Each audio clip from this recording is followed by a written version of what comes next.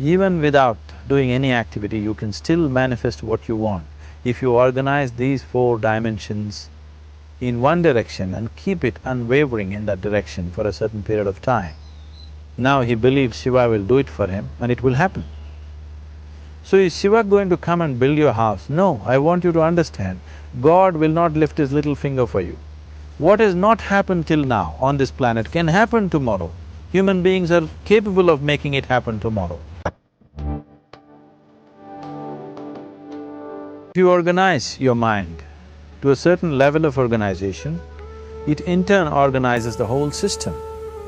Your body, your emotion, your energies, everything gets organized in that direction. Once all these four dimensions of you, your physical body, your mind, your emotion and the fundamental life energies are organized in one direction, once you are like this, anything that you wish happens without even lifting a little finger actually. It would help to assist it with activity, but even without doing any activity, you can still manifest what you want if you organize these four dimensions in one direction and keep it unwavering in that direction for a certain period of time. Right now the problem with your mind is, every moment it is changing its direction. It is like you want to travel somewhere and every 2 steps if you keep changing your direction, the question of you reaching the destination is very remote unless it happens by chance. So, organizing our minds and in turn organizing the whole system and these four basic dimensions of who you are right now in one direction, if you do this, you are a kalpavruksha yourself. Anything that you wish will happen. But right now, if you look at your lives, everything that you have wished for till now, if it happens, you have finished. Everything and everybody that you have desired for, if all of that lands up in your house today, could you live with that? Once we're empowered like this, it's very important that our physical action, emotional action, mental action and energy actions are controlled and properly directed. If it is not so, we become destructive, self-destructive. Right now, that is our problem. The technology, which is supposed to make our life beautiful and easy, has become the source of all the problem that we are destroying the very basis of our life, which is the planet. So what should have been a boon, we are making a curse out of it. What has brought incredible levels of comfort and convenience to us in the last 100 years or so has also become a threat to our life simply because we are not conscious action, we are in a compulsive state of action. So organizing our minds fundamentally means moving from a compulsive state of activity to a conscious state of activity. You might have heard of people for whom they asked for something and beyond all expectations it came true for them. Generally this happens to people who are in faith. Now, let's say you want to build a house. If you start thinking, oh, I want to build a house, to build a house I need 50 lakhs, but I have only 50 rupees in my pocket, not possible, not possible, not possible. The moment you say not possible, you are also saying I don't want it. So on one level, you're creating a desire that you want something, on another level, you're saying I don't want it. So in this conflict, it may not happen.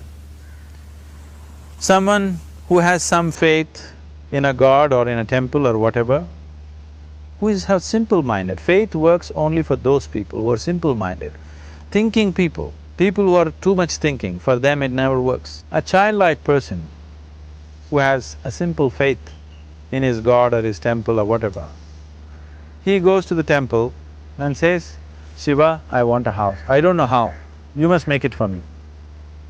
Now in his mind there are no negative thoughts. Will it happen? Will it not happen? Is it possible? Is it not possible? These things are completely removed by this simple act of faith. Now he believes Shiva will do it for him and it will happen. So is Shiva going to come and build your house? No, I want you to understand, God will not lift his little finger for you. What you refer to as God is the source of creation. As a creator, he has done a phenomenal job, there's no question about it. Could you think of a better creation than this? Is it in anybody's imagination to think anything better than what is there right now? So as a creator, he has done his job wonderfully well, but if you want life to happen the way you want it, because right now, the very crux of your happiness and your well-being is this: if at all if you're unhappy, the only and only reason why you're unhappy is life is not happening the way you think it should happen. That's all it is. So if life is not happening the way you think it should happen, you're unhappy. If life happens the way you think it should happen, you are happy. It's as simple as that.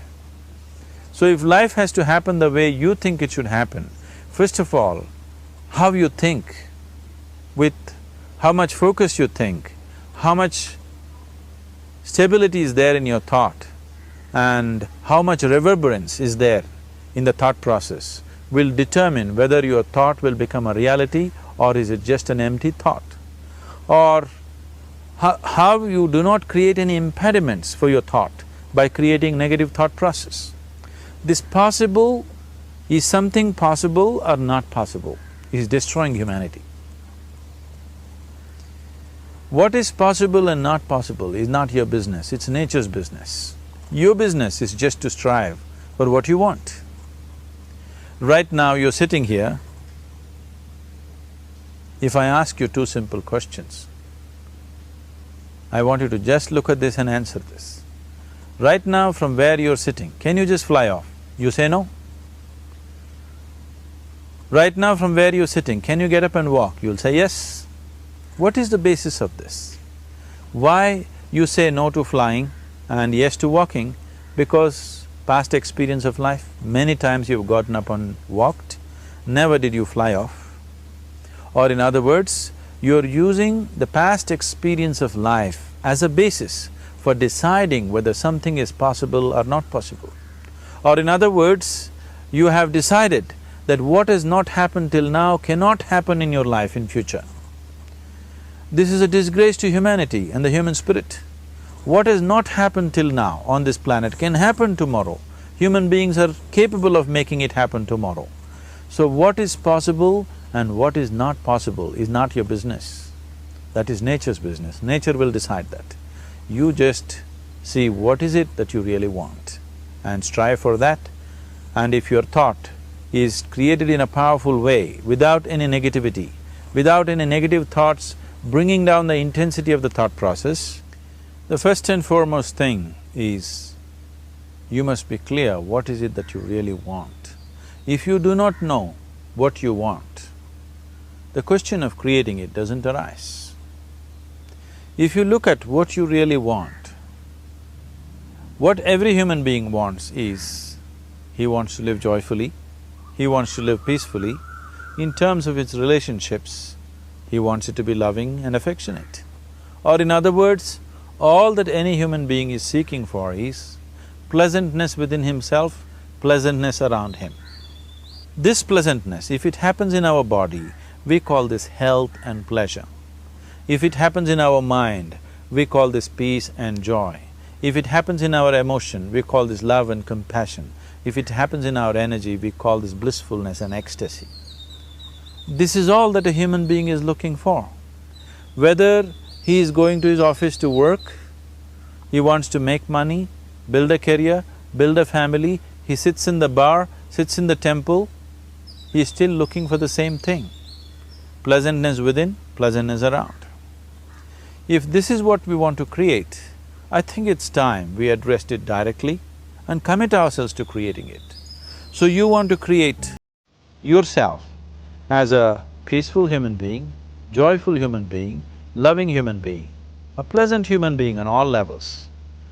And do you also want a world like this? A peaceful world, a loving world, a joyful world? No, I want greenery, I want food. When we say a joyful world, that means everything that you want has happened. So this is all that you're looking for. So all that you need to do is commit yourself to creating it, to create a peaceful, joyful and loving world, both for yourself and everybody around you. Every day in the morning, if you start your day with this simple thought in your mind, that today, wherever I go, I will create a peaceful, loving and joyful world. If you fall down 100 times in a day, what does it matter? For a committed man, there is no such thing as failure.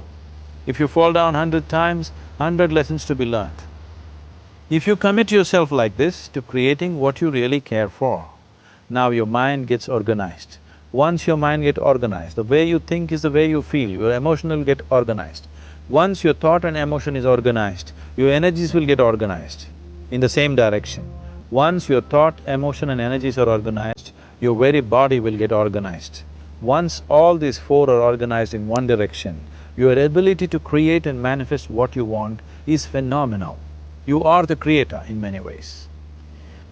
That which is the source of creation is functioning within you every moment of your life. It is just that, have you kept access to that dimension or not? Organizing the four basic elements of your life will give you that access. There are tools and technologies to do this. The whole science of yoga, the whole technology that we refer to as yoga is just about this, transforming yourself from being just a piece of creation to become a creator.